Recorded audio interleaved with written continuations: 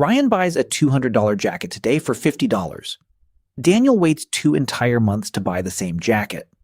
Both men think they are making the mathematically correct choice for their personal finances. Ryan believes he is using interest-free leverage. Daniel believes he is avoiding debt and being responsible with his money. On paper, they both look like they have a plan, but both of them are missing one critical variable that changes the entire calculation when you stretch it out over 5 years. When you track their behavior over time, one of them builds a trap of 1,000 tiny payments that drains his account, and the other builds actual wealth and peace of mind. This is why buy now, pay later is not just a convenience. It is a psychological system designed to change how you perceive the cost of everything you buy. Let us keep this fair. We are going to start them with the same income and the same expenses. Then we will watch the hidden costs compound. Year 1 begins. Ryan downloads a buy now, pay later app. He wants a new desk setup that costs $800. Instead of paying the full price, he splits it into 4 easy payments of $200 spread over 6 weeks. He feels like a financial genius. He keeps his remaining $600 in his checking account feeling liquid and completely secure. Daniel also wants the same $800 desk setup, but Daniel refuses to use installment plans for consumer purchases. He decides to save $200 a month for 4 months. Until then, he continues using his old wobbly dining table. In the first month, Ryan is clearly winning the lifestyle race. He has the new desk, and he still has cash available. Because the app makes it so easy, Ryan soon buys a pair of sneakers for $120 using installments. Then he buys concert tickets for $300. Each purchase is split into small payments that feel completely harmless to him. By the end of month 2, Ryan has 4 active installment plans. His total committed monthly payments are over $500. He has virtually no remaining disposable cash for the month. Daniel finally buys his desk in cash during month 4, feeling accomplished. But Daniel had to wait. Waiting creates real practical friction. It feels terrible to delay gratification when everyone else buys things instantly. Daniel had to suffer through 4 months of working on a terrible table. He paid for his financial safety with physical discomfort. At the end of year 1, Ryan has purchased 12 major items. Daniel has only purchased 3 major items with cash. Ryan feels like his quality of life is significantly better. He believes he has hacked the system by avoiding credit card interest. But here is the thing about buy now, pay later services. They are not actually a credit product in the traditional sense. They are a behavioral product designed to bypass the pain of paying. The friction of parting with money is what stops overspending. Year 3 begins. The math starts to change dramatically. Ryan now considers installment plans his default method for making any online purchase. He has roughly 15 overlapping payment plans active at any given moment. His checking account looks like a chaotic web of deductions. He earns $5,000 a month. But the moment his paycheck hits his account, over $2,000 instantly vanishes. It goes to pay for things he bought 3 to 6 weeks ago. He is literally funding his past instead of his future. Daniel still earns the same $5,000 a month. Because he buys in cash, he has 0 ongoing installment obligations. Daniel has started directing his extra $2,000 into index funds. He is buying assets that actually put money in his pocket. Then the practical friction hits Ryan hard. His car needs a new alternator, which costs $600 unexpectedly. Ryan does not have $600 in cash because his paycheck is entirely consumed by his 15 active installment plans. He cannot use buy now, pay later at the mechanic. The shop requires full payment up front before they release his car. Ryan is forced to put the repair on a high-interest credit card. The stress of managing his cash flow becomes a nightmare. He has to carefully time his installment payments around his rent and groceries. One miscalculation causes his checking account to overdraw. His bank hits him with a $35 overdraft fee. Because one installment payment bounces, the app charges a late fee. Suddenly, the interest-free leverage Ryan thought he was using becomes incredibly expensive. The hidden cost is extreme mental stress. Daniel faces friction too. His rent increases by $100 a month.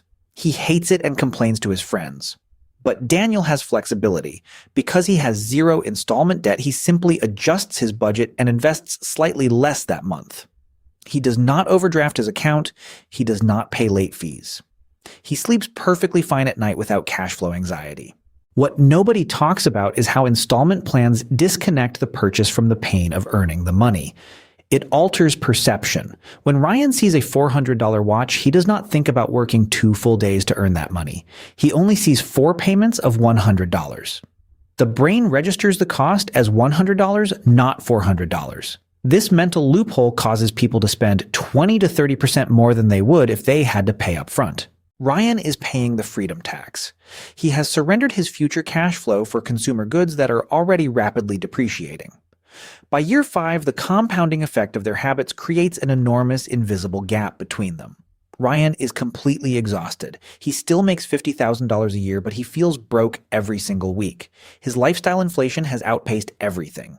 To make matters worse, some installment apps have started reporting his payment history to the major consumer credit bureaus. Because he missed 2 payments during a cash flow crisis last year, his credit score has dropped by 40 points. Ryan wants to buy a house. He finds a modest starter home and applies for a conventional mortgage at the bank. The underwriter pulls his file and sees 20 different microloans active over the past year. This alarms the bank immediately. Even though the balances are small, the sheer volume of active consumer debt obligations ruins his debt-to-income ratio entirely. He is denied the mortgage. The loan officer tells him he needs to clear all outstanding installment plans before applying again. Daniel goes to the same bank to apply for a mortgage. He has a pristine credit file with 0 consumer debt. Because he invested his surplus cash flow over the last 5 years, his investment portfolio is now worth over $40,000. He has the liquidity to cover a 20% down payment easily. The underwriter approves Daniel for the best available interest rate. If I only showed you the downside for Ryan, I would be doing the same thing the installment apps do. Let us look deeper. Ryan is not bankrupt. He has a nice apartment filled with nice things. He looks successful to everyone on social media. Daniel actually drives an older car, and his apartment looks a bit sparse. To a casual observer, Ryan looks much wealthier. But wealth is not what you see. Wealth is what you do not see. Wealth is the cash flow you have not spent yet. Ryan has 0 margin for error in his life. If he loses his job tomorrow, he will default on 20 different microloans. Daniel has massive margin for error. If Daniel loses his job, he has enough liquid assets to survive for over a year comfortably. Buy now, pay later services market themselves as a tool for financial empowerment. They claim they help you budget better. But a tool that encourages you to consume 100% of your current income is not empowering you at all. It is training you to remain a permanent consumer. It is training you to think entirely in terms of monthly affordability. When you ask how much does it cost a month, you will always stay broke. The real question is, what is the total cost? Daniel understands this. Ryan does not. And the difference between them is not their income or their intelligence level. The difference is that Daniel embraces the friction of paying today. Ryan outsources his friction to his future self every single time. Year 10 arrives. The consequences of their behavioral habits are now permanently cemented into their financial reality and lifestyle choices. Daniel owns his home and his property has appreciated by $50,000. He has total control over his housing costs. His mortgage payment is fixed for the next 20 years. His investment portfolio has grown to over $100,000.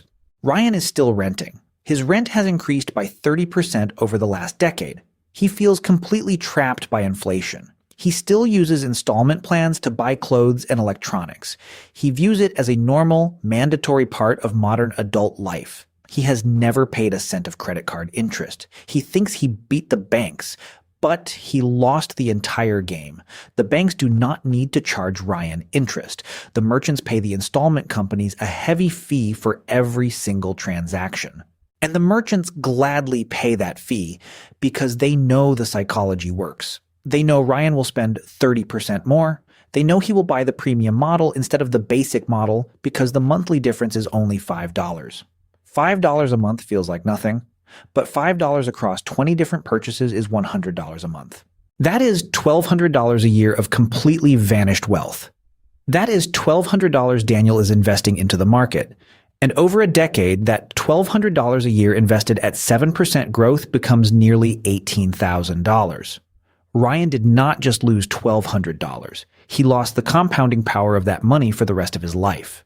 He traded financial security for the illusion of affordability. And the most dangerous part is how normal it feels to him. His friends do it. His co-workers do it. The apps send him cheerful notifications calling him a smart shopper every day. It does not feel like debt. It feels like a convenient subscription to his own lifestyle, but it is a trap. It forces you to live on the edge of your income. It removes the buffer between you and absolute financial disaster. If Ryan misses 1 week of work due to illness, his entire financial ecosystem collapses under the weight of his commitments. Because the payments are staggered across different weeks, there is never a clean start. He is always catching up to yesterday. Daniel, on the other hand, lives with complete financial clarity. When he looks at his checking account, the money is actually his.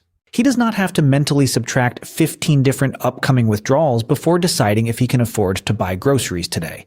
He has the mental bandwidth to focus on advancing his career instead of desperately managing his incredibly complex cash flow logistics.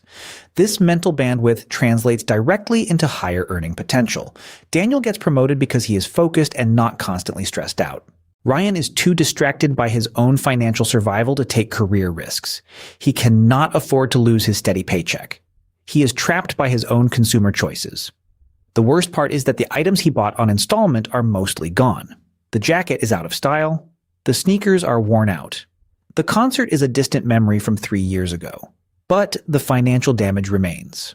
The habit of spending future income on present desires has permanently altered his brain chemistry forever. We tend to judge people for massive financial mistakes like buying a luxury car they absolutely cannot afford on a tiny salary. But massive mistakes are obvious. They are easy to spot and avoid. Small mistakes disguised as convenience are far more dangerous. Buy now, pay later is the ultimate small mistake. It is an insidious structural flaw injected directly into your personal cash flow. It trains you to ignore the total cost of ownership. It trains you to accept zero margin for error in your life. And most importantly, it trains you to prioritize the acquisition of depreciating consumer goods over the accumulation of appreciating investment assets.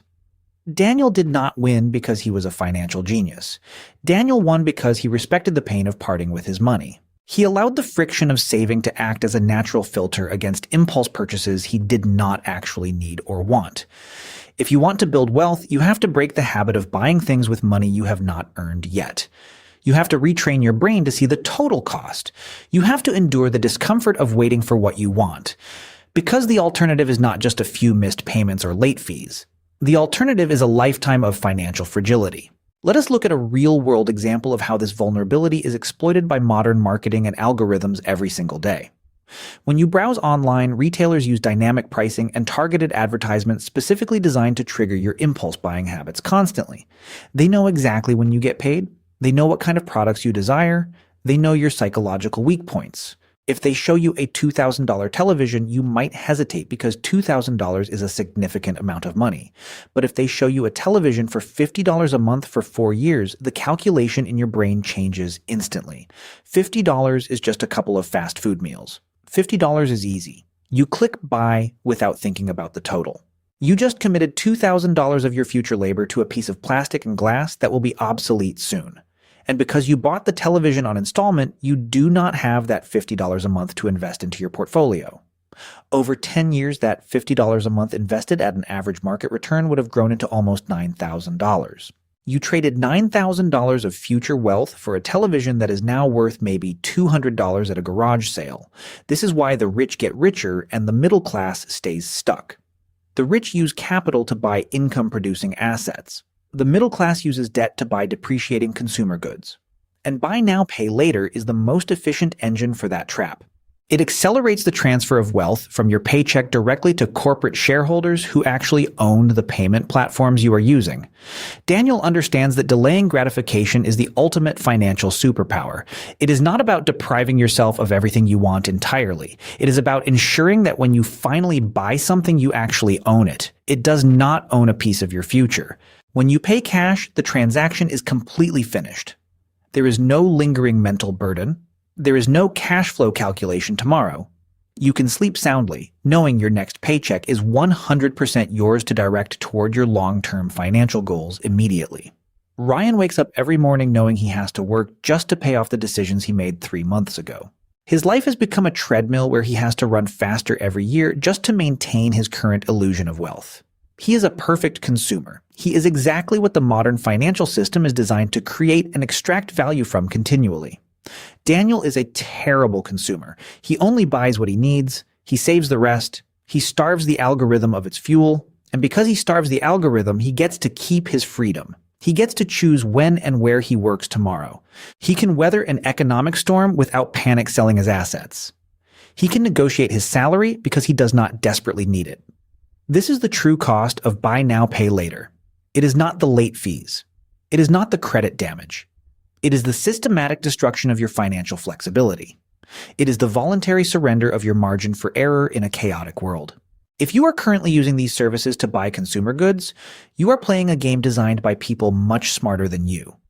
They have calculated exactly how much friction to remove to make you act against your own long-term financial best interests. The only way to win is not to play. Delete the apps, save your money. Endure the friction of waiting for things. Because when you finally look back after 20 years, you will realize the people who looked wealthy early were actually drowning entirely. And the people who endured the friction built the kind of quiet, massive wealth that actually lets you sleep at night.